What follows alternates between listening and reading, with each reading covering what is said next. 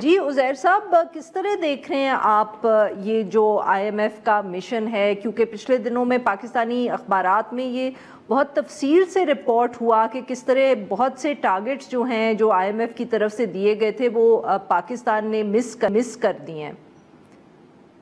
جی شکریہ بہت بہت۔ جو ٹارگٹس ہیں اس کے اندر آئی تھنک جو سب سے ایک یا دو بڑے خدشات مجھے لگتا ہے آئی ایم ایف کو ہیں، وہ ایک تو یہ کہ Q1 کا جو ریونیو ٹارگٹ تھا وہ پوری طرح میٹ نہیں ہو سکا، اور اس کے اندر جو کی بینچ مارکس تھے کہ آپ نے ٹیکس نیٹ کو وائڈن کرنا ہے، بالخصوص تجارتی طبقات کے اوپر ٹیکس لگانا ہے، اس پہ پروگریس اس طرح نہیں ہو رہا جس طرح ایکسپیکٹڈ تھا۔ اور دوسرا ایشو جو کہ آلریڈی ٹائم لائن کراس ہو گئی ہے اور اس پہ تھوڑا پریشر زیادہ آئے گا، وہ پروونشل گورنمنٹس کے ساتھ جو فسکل پیکٹ کا جو اگریمنٹ تھا اس پہ پروگریس، اور اس کے ایوز جو لیجسلیشن کرنی تھی صوبوں نے بالخصوص ایگریکلچرل انکم ٹیکس کے ٹاپک پر، مجھے لگتا ہے یہ دوسرا ایشو ہے جو ڈسکس ہوگا۔ اور آخر میں جہاں آئی ایم ایف کو تھوڑی تشویش ہو سکتی ہے وہ اس بات پہ کہ پاکستان کو جو ایکسٹرنل فائنینسنگ چاہیے، تقریباً 2 سے 2.5 ارب ڈالر کے نئے قرضے، ان پہ پروگریس اس طرح نہیں ہو پا رہا، اور میرے خیال میں جہاں تک رپورٹ ہوا ہے پاکستان کا ماننا ہے کہ شاید کرنٹ اکاؤنٹ ڈیفیسٹ کم ہونے کی وجہ سے ضرورت کم ہے، لیکن مجھے لگتا ہے آئی ایم ایف پھر بھی کہے گا کہ آپ نے وہ فائنینسنگ گیپ جو ہے اسے پورا کرنا ہے۔ تو عزیر صاحب obviously اگر ہم ایک ایک کر کے اس کو لیں تو کتنا مطلب کہ اس وقت آئی ایم ایف کی طرف سے دباؤ آ سکتا ہے؟ خاص طور پہ اگر ہم بات کریں فار ایگزامپل ٹیکس ریونیو کا اگر ٹارگٹ مس ہو گیا ہے تو اس کے بارے میں تو امیڈیٹلی کچھ ہو نہیں سکتا، دوسری طرف جو صوبوں کے ساتھ تعلقات ہیں یا ان کی اسپینڈنگ ہے اس حوالے سے میرے خیال میں قانون سازی کی بھی ضرورت ہے، تو ادھر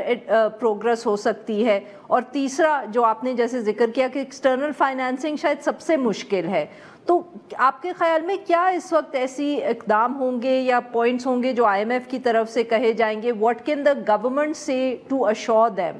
آن دیز 3 پوائنٹس؟ دیکھیں، پہلا ایشو تو یہ ہوگا کہ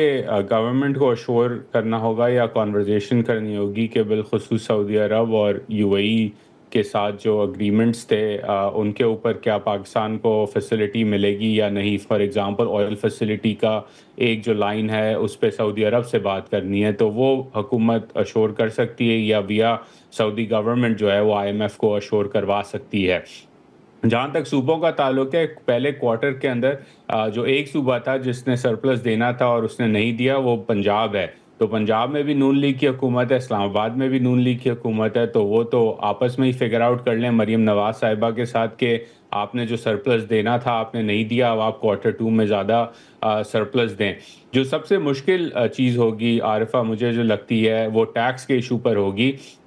کہ ایک یہ کریڈیبلٹی کا ایشو رہا ہے اس حکومت کے ساتھ بالخصوص کہ پہلے مفتاح اسماعیل صاحب کو ٹویٹ کر کے روک دیا گیا ٹریڈرز پہ ٹیکس لگانے سے، اب ٹویٹ تو نہیں آتی لیکن جو ٹارگٹ ہے وہ بار بار مس ہو رہا ہے، اور یہ پولیٹیکلی ایک پرابلم ہے پنجاب کے لیے بالخصوص۔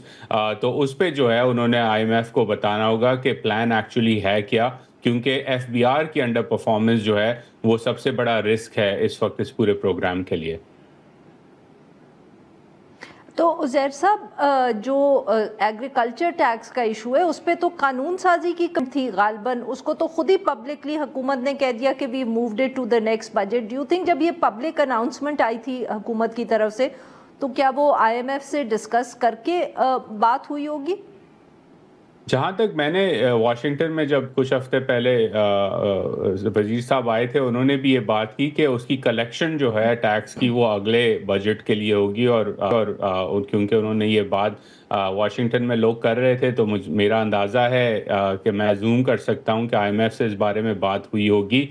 لیکن ایشو لیجسلیشن کا یہ ہوگا کہ آئی ایم ایف کہے گا کہ جی آپ جب ایک طرف آپ کے پاس پولیٹیکل کیپٹل اور کیپیسٹی بھی ہے، آپ آئین میں ترمیم کر دیتے ہیں یا رات بیٹھے فوراً قوانین پاس کروا دیتے ہیں پارلیمان میں، تو پھر یہ والا کام بھی کر دیں، اس میں ڈیلے کیوں ہو رہا ہے؟ تو مجھے لگتا ہے ایشو جو ہے وہ کریڈیبلٹی کا ہے، اور ایشو یہ ہے کہ ایک طرف آئی ایم ایف دیکھے گا کہ جو حکومت یا ادارے سمجھتے ہیں ان کے لیے ضروری لیجسلیشن ہے وہ تو فوراً ہو جاتی ہے اسلام آباد کے اندر، لیکن جہاں آئی ایم ایف کی بات آتی ہے اور اس کی اگریمنٹس کی آتی ہے